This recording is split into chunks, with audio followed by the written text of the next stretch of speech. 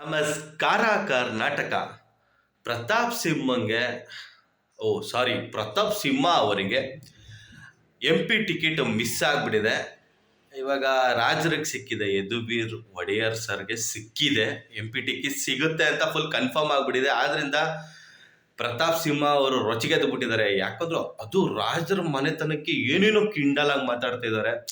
Mostly half mental ಆಗ್ಬಿಟ್ಟಿರ್ಬೇಕೇನೋ, ಏನೇನೋ story. ರಾಜರು ಆಳ್ವಿಕೆ ಮಾಡಿರುವಂತ 1% ನೀನ್ ಮಾಡಿಲ್ಲ, ಆದ್ರಿಂದ ಹೆಂಗಂದ್ರೆ ಹಂಗೆ ಮಾತಾಡ್ಬೇಡ ಗುರು. ಯಾಕಂದ್ರೆ ಅವ್ರ ರಾಜರು ತುಂಬಾ ಕೊಡುಗೆ ಇದೆ ಅವ್ರದ್ದು. ನಿಂದ ಯಾವ ಪುಟ್ಬೋಸಿ, ಸಿಕ್ಕಾಪಟ್ಟೆ ಕೊಡುಗೆ ಇದೆ ಕರ್ನಾಟಕಕ್ಕೆ. ಬೆಂಗಳೂರಿಗಂತೂ ಕೇಳಲೇಬೇಡ. ವಿದ್ಯುತ್, ನೀರು, ಪ್ರತಿ ಒಂದು ಅವ್ರ ಕೈ ಮುಗಿಬೇಕು ಗುರು ಆ ಮನೆತನಕ್ಕೆ. ಬೆಂಗಳೂರಲ್ಲಿ ಇರೋರೆಲ್ಲ ಇವನ್ ಯಾರ ಒಳ್ಳೆ ಹುಚ್ಚುನ್ ತರನೇ ಮಾತಾಡ್ತಾ ಇದ್ದಾನೆ. ಇವನ್ ಮಾತ್ಗೆಲ್ಲ ಸೊಪ್ಪೆ ಹಾಕಂಗಿಲ್ಲ. ಯದುವೀರ್ ಒಡೆಯರ್ ಅವ್ರಿಗೆ ಕೊಡ್ತಾ ಇರೋದು ತುಂಬಾ ಒಳ್ಳೇದು. ಕೊಡ್ಲಿ, ನಿಂತ್ಕೊಳ್ಳಿ, 100% ಗೆಲ್ಲಿಸ್ತಾರೆ ಜನ. ಇವನ್ ಯಾಕೆ ಹುರ್ಕೊಂತಾ ಇದ್ದಾನೆ ಅಂತ ಅದೇ ಗೊತ್ತಾಗ್ತಾ ಇಲ್ಲ. 2 ಸತಿ ಟಿಕೆಟ್ ಸಿಕ್ಕಿದೆ, ಗೆದ್ದಿದ್ಯಾ, ಜನ ಆಶೀರ್ವಾದ ಮಾಡಿದ್ದಾರೆ, ಸಾಕು ಗುರು. ಅತಿ ಆಸೆ ಪಡಬೇಡ. ದೇವ್ರು ಎಷ್ಟು ಕೊಡ್ತಾನೋ ಅಷ್ಟರಲ್ಲೇ ತೃಪ್ತಿ ಪಡಬೇಕು.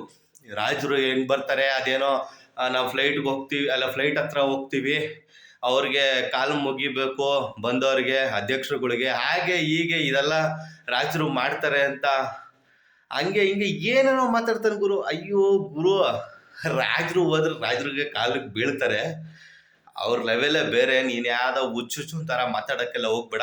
ಮತ್ತೆ ಸ್ನೇಹಿತರೆ, ಈ ಪ್ರತಾಪ್ ಸಿಂಹ ಮಾತಾಡಿರೋ ಬಗ್ಗೆ ನಿಮ್ಗೇನು ಅನಿಸುತ್ತೆ ಅದನ್ನ ಕಮೆಂಟ್ ಬಾಕ್ಸಲ್ಲಿ ತಿಳಿಸಿ. ಹಾಗೆ ನನ್ನ ಚಾನಲ್ನ ಯಾರ್ಯಾರು ಸಬ್ಸ್ಕ್ರೈಬ್ ಮಾಡ್ಕೊಂಡಿಲ್ವೋ ಸಬ್ಸ್ಕ್ರೈಬ್ ಮಾಡ್ಕೊಳ್ಳಿ, ಸಪೋರ್ಟ್ ಮಾಡಿ. ನಮಸ್ಕಾರ.